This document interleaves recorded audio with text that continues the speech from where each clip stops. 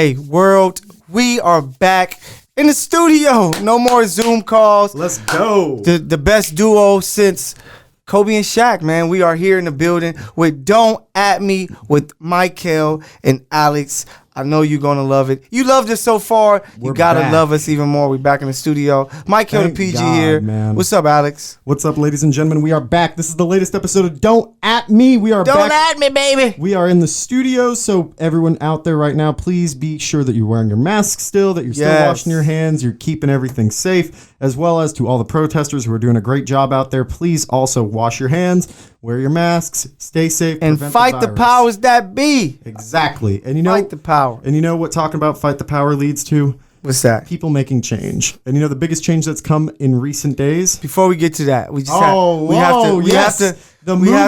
have to really give a shout out to us. We made it happen, but shout out to our guys of Courtside Radio. Big Mike, Phil. Yeah, Mike, Big Phillip, Danny, Bruce. Man, shout out to Good News Radio, Keith, Jackie, and everybody who came and showed out. Because a year ago, this exact date, we were live at the Truth Hookah Lounge, Hollywood, with the great Paul Pierce, The Truth. Shout out to that man, going to be a Hall of Famer soon. Only thing I don't like about him is that he was a Celtic, but other than that, man, that was so much fun. Being able to meet, like, that was the first time I actually got to meet, like, one of my childhood idols that I associated in sports. So yeah, I whole set up for Remember, I have a signed 08 2000 Finals jersey saying Celtic for Life from Paul. Yeah, and I bought that maybe 6 months prior to that even happening, and then. Shout out to Ashley Neville, who had us be a part of a shoot that she did there. Yep, shout out Ash. Paul, and that led to, you know, us being able to do that event, and it was one of the most fun events that we've had the opportunity to do. Yeah, it was just dope. We got a good turnout. People came out and showed love, and then it was just a great show, great energy. Even though one of his security guys was trying to hate and try to wrap us up early, we kept the show going because Paul knew it was dope. And he kept on saying, no, it's okay. Yeah, it's okay. Exactly, because that's the truth. That's what the truth does. And he loves our work, and that's what we do. But back to the fight, man. Back to the change that people are going towards.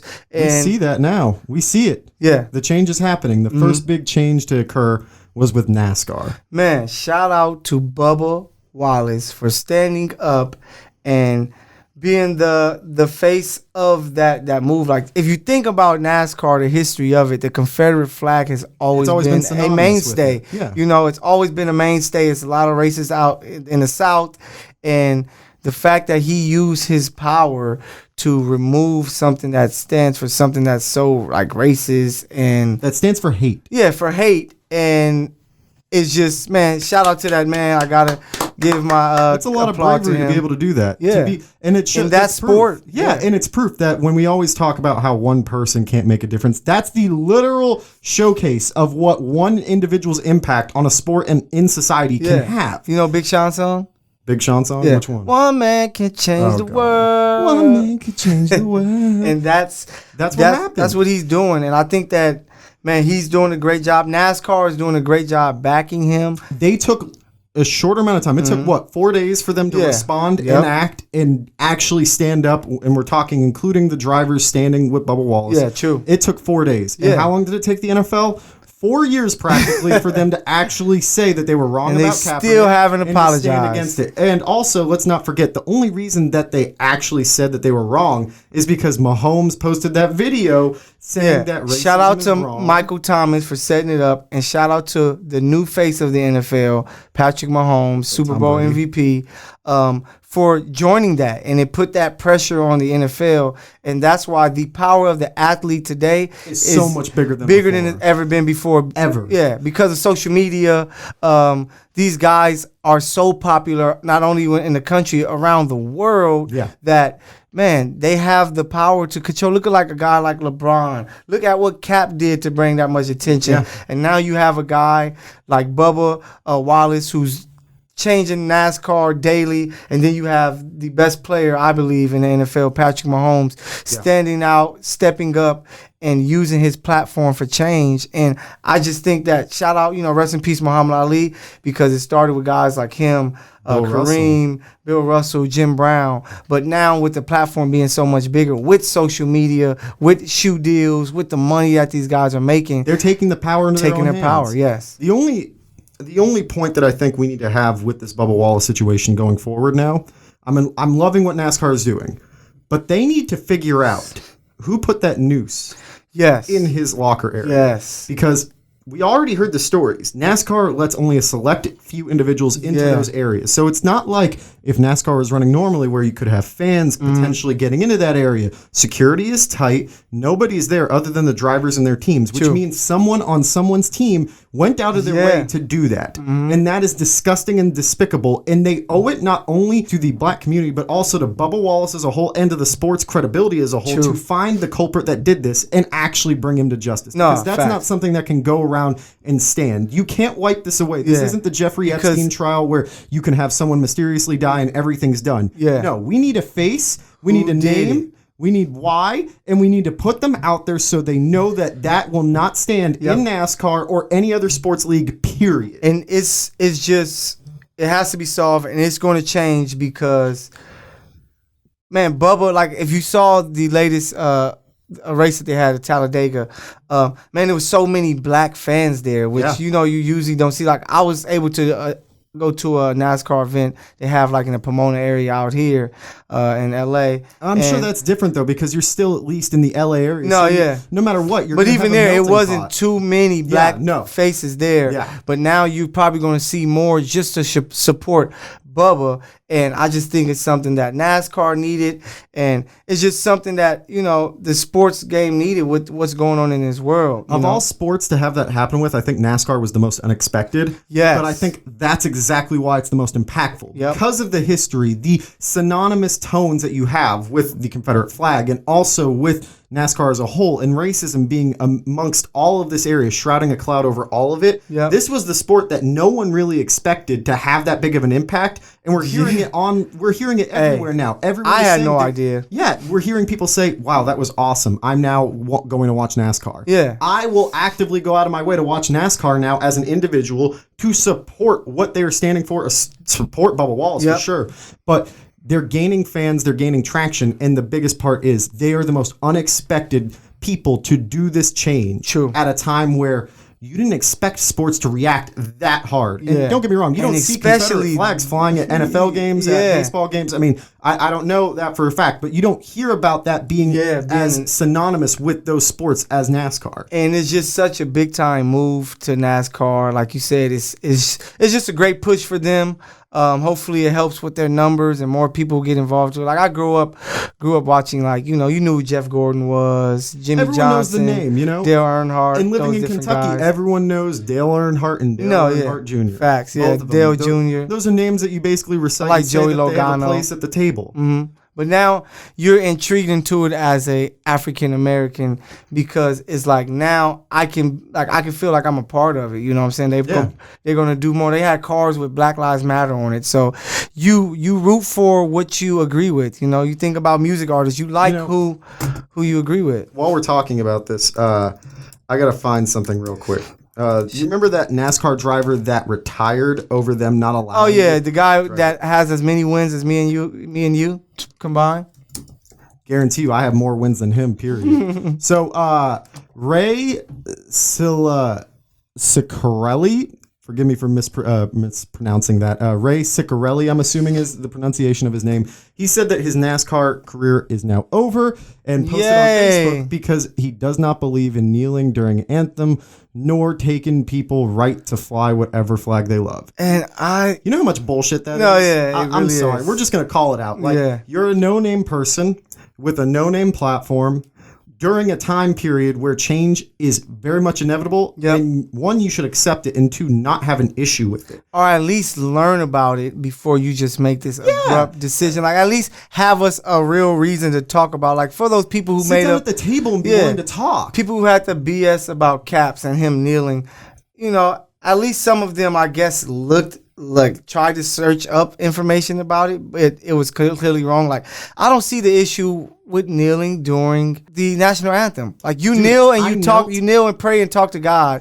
What's the issue? I knelt at a Transylvania basketball game during the national anthem. Yeah, I got looks. I just sat down. I usually just sit down. Like I never stood and up. I got looks, and That's the thing. People have this pent up idea of exactly what X item means, and that's what everyone thinks the American flag means. America the Great, America the Beautiful, yada, yada.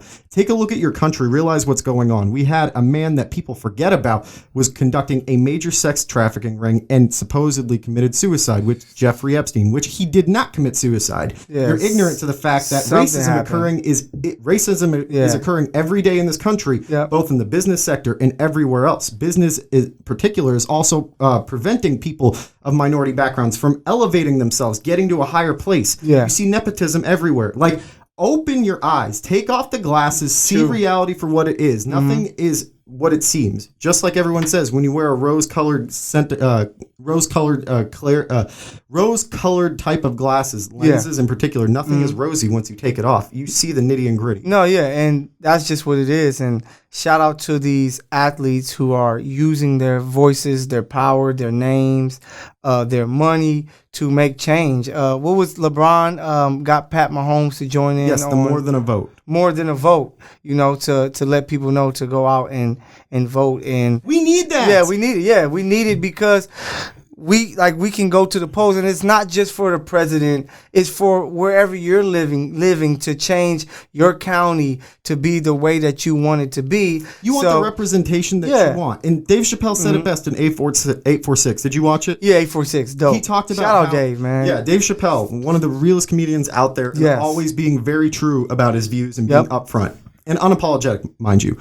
He said that he's not getting involved because the people in the streets, us, the protesters, we're the ones that are leading the way, and he understands it and doesn't want to get in the way of it. Overshadow it. And by doing that, we take that power by also using the power that is given to us at birth. Our ability to vote and be a part of what we think will be equal and fair representation in this country.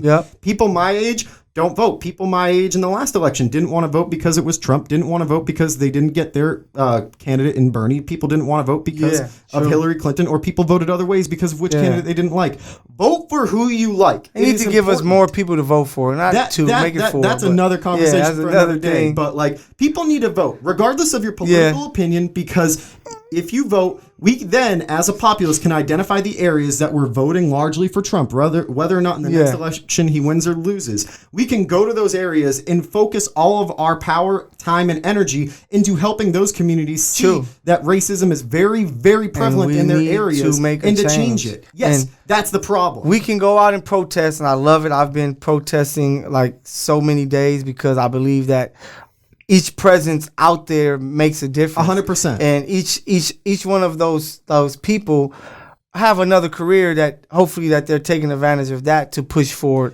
Just because you're one individual does not mean your individual value does not affect change. We affect change in this country by the masses. If we are a 330 million, I believe that's the number still, 330 million populace in this country, we have to have every damn person out there to make that big of a difference. And that's what makes me proud when it comes to these athletes, because for years, the athletes didn't use their voices and things like that. But now they're kind of like, man, we're not holding back. We're going to give it all.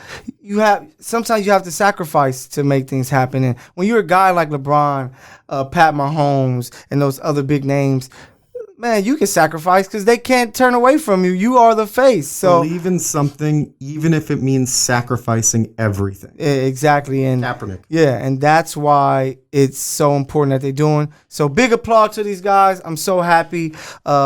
Man, I love talking about that because it's what we have to talk about, and it shall not stop. This is what we're about right now. This is where our energy really is. Part of the reason why we haven't been uploading episodes and we haven't been doing much in terms of social media from either of us is because we're out there. We're actively trying to make a difference.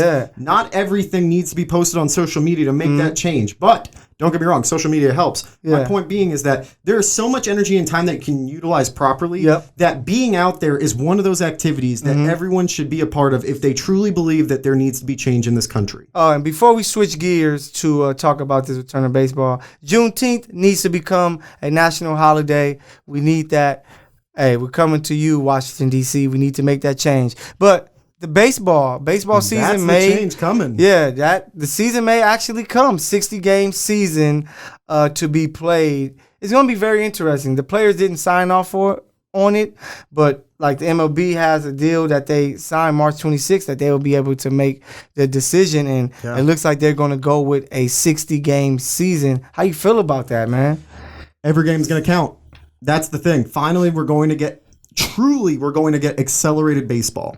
For those who are not necessarily the most avid baseball fans, now is the time to actually watch. If you are tired of having to sit through a 100-plus game schedule with games that really don't matter. 162. See, that's what I'm saying. Like, there's so many games of which not all of them matter, and some of them are just not interesting. You're not getting to see the rotation players that you'd like to see. At least now in a 60-game schedule, you're going to know for a fact that you have a crunched list of players that everyone wants to see, the best players available on those squads, vying for a playoff spot. True. And that means everyone is going to be locked in, involved, and ready to go from the get-go, wanting to do it, which means it's going to be exciting for them, in turn exciting for the fans, and it's going to bring, I feel like, a lot more fans involved if this actually goes through. Yeah. But I don't think it will.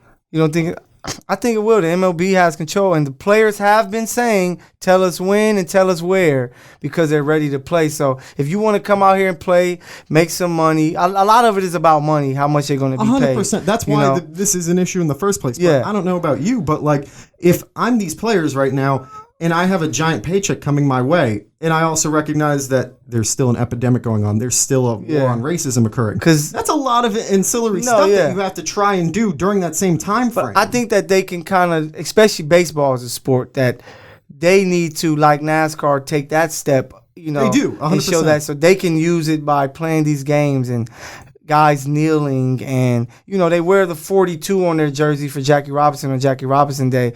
They can continue that fight. Now is the perfect time.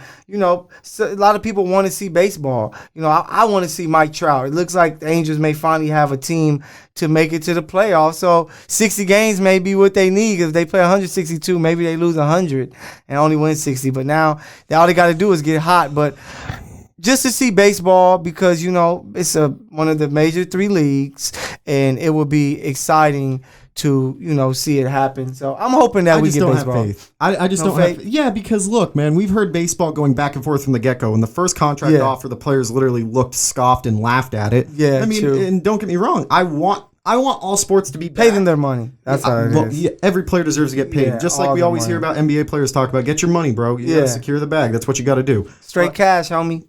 Randy Moss.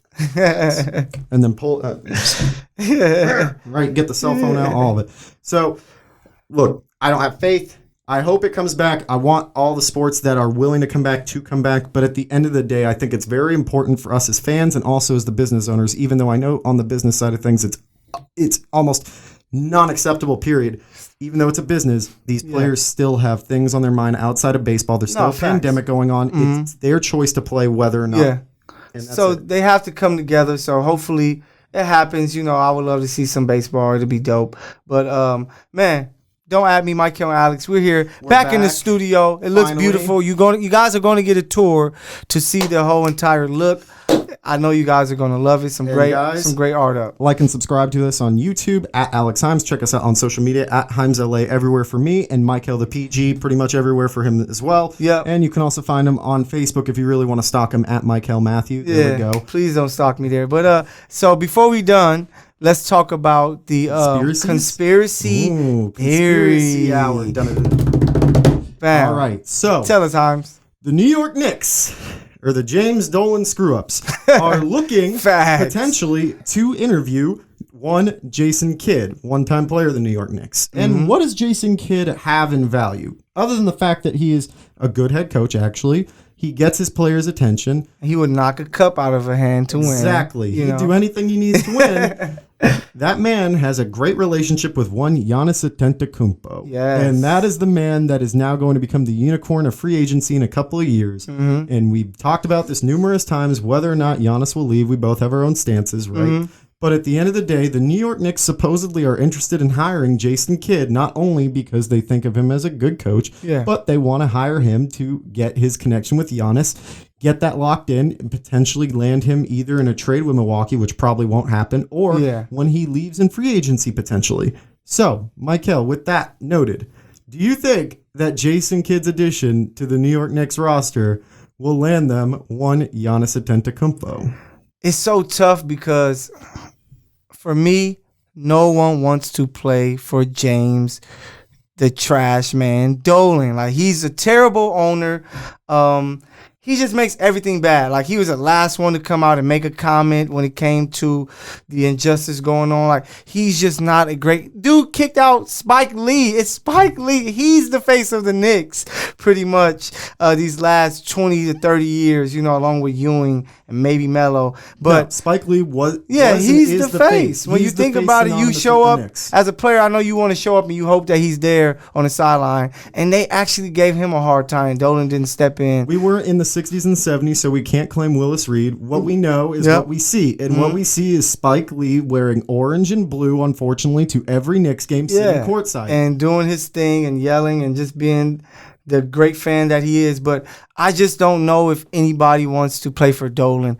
Maybe Jason Kidd with his connection, and he is Jay Kidd, who's learning under the Lakers. You know, that's why they said LeBron wanted him there, so he's there.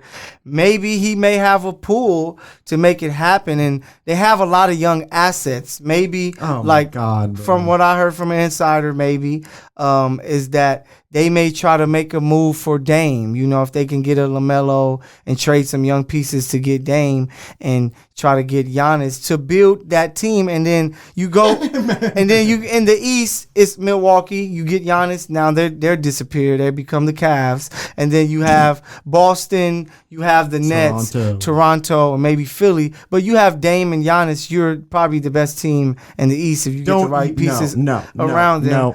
This bro's the best player with a top guard. He would probably become the best point guard in the East. He needs one other player. Damn, they'll probably need another piece. But you want to see it happen. I want to see New York winning basketball. Do you see Giannis getting to New York? I think that he would go to Toronto before New York because no one wants to deal with Dolan, and he's the issue. Eventually, it may change. You know, the Red Sox and the Cubs had years of losing. They finally won. So eventually, somebody might finally say, damn it, I'm going to New York. I want to change their culture. And because if you win in New York, it's like winning 3 championships. You know what I'm saying? Maybe he may want to do it, but I just don't think anyone wants to play with Dolan. James Dolan is the one linchpin for any NBA player that is potentially interested in signing with the New York Knicks that is not an all-star player. Yeah. Every all-star sees James Dolan, sees what he's done to the organization, sees how he handles both not only the players, but the personnel and the fans themselves. They look and they go, I get that I can get that money from him, but why would I want to play for a guy who only makes the fans mad? Why would I want to play for a guy who's continuously setting the team back almost a decade, regardless He got the Melo, maybe. And what did Melo get them? Nothing. They couldn't get the team, but... They couldn't get the team, and their best year happened to be when they had Linsanity, and I'm not talking about the year that they ended up going to the Eastern semifinals against the Heat. Yes, but their most exciting year was that year with Linsanity. Look, the New York Knicks are not... Let me state this very bluntly. The New York Knicks, even if they made a deal with God, would not land Giannis Antetokounmpo. Giannis has 2 destinations.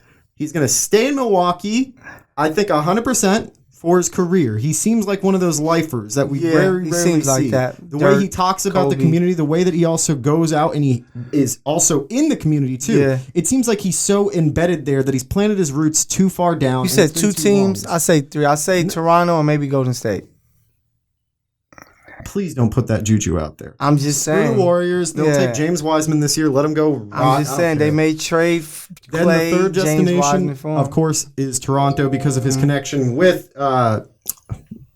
The third destination, of course, would be Toronto, which I think is the second destination for me. The only 2 destinations would be Milwaukee and Toronto. Toronto has Masai Ujiri, who we all know has those great relationships with a lot of these players. Yep. He has a lot of foreign players, and he can get a lot of great guys to put around Giannis. They already have a good squad. They don't have to really worry. There's a good future set there for them. You can become a king of a country. Look, if Kawhi can do that overnight in 1 year, imagine what Giannis can do. If you go and win 2 rings there, you become a god in Canada. Where you're at Drake's level out there. You know what I'm saying? And that's he'd be bigger than Drake. That's at that big point. time. I'm all close. The 2 rings in Toronto. Close. 2 rings. But it's one person that can save the Knicks, and we need him to do it. His name is Adam Silver. Save the Knicks. Please get Dolan out of there. You did it with Sterling with the Clippers. Get him out of there. But, hey, That's the problem, though. You can't fire someone for being stupid. Yeah. That's the issue. And it's crazy. But, hey, another episode. Take us out of here, Himes. This has been the latest episode of Don't At Me. Finally back in studio with the studio complete. Stay tuned for a wild ending to this episode. We're going to give you guys something that you all want to see. Trust me, we're going to be singing a little love song for y'all. And also, please, as usual, give us a like, subscribe, comment about what you liked that we did in this video or whatever you're trying to hate on as usual. And check us out on social media at Michael the PG and at HymesLA, HYMESLA on all social medias. Ladies and gentlemen. Hey, who we are? Don't At Me. With a modern day PTI, I guarantee it. We're dope. Peace.